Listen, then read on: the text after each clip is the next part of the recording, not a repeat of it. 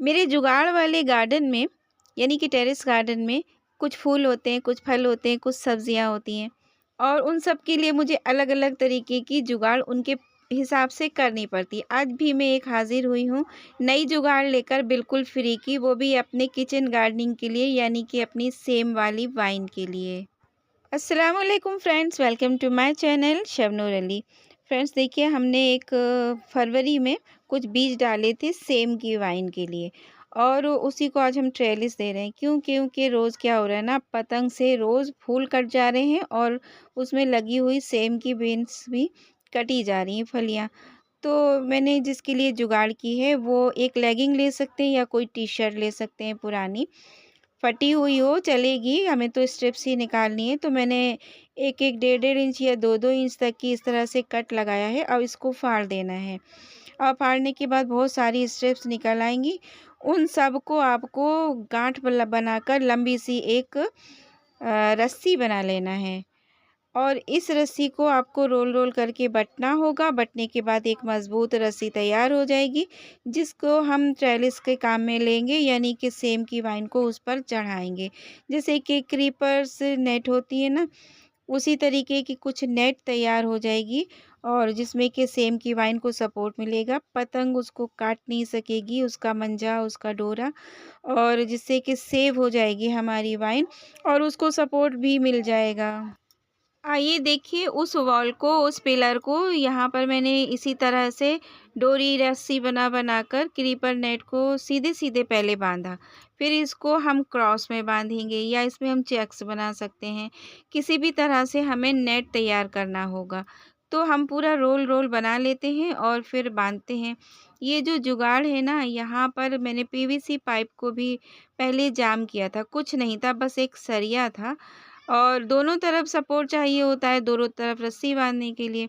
तो आप देख रहे हैं यहाँ पर जो सेम की वाइन है, ये उस तरफ चली गई थी, मतलब पड़ोसी आंटी की तरफ, और पतंग से वो आसानी से कट जा रही थी। अभी भी आप देख रहे हैं पूरी कटने की तैयारी में है। क्योंकि सुबह-सुबह मॉर्निंग में इस तरफ धूप आती, सूरज निकलता है, तो वाइन उसी तरफ झुक जाती, फ्लावरिंग भी उसी तरफ होने लगती। अब उसी तरफ वाइन गई तो सेम भी वहीं लगने लगी। अब इसको हमें रोकना है। बीच में नीचे बहुत सारे प्लांटर्स रखे हुए हैं जहाँ पर बांधने में बहुत दिक्कत होती है, लेकिन फिर भी जैसे तैसे इधर उधर सरका कर एक दो गमलों को मैंने वहाँ कदम रखा और बहुत मुश्किल से मैंने दो तरफ बांधा और फिर गोला जैसा बनाकर निकाला क्रॉस क्रॉस।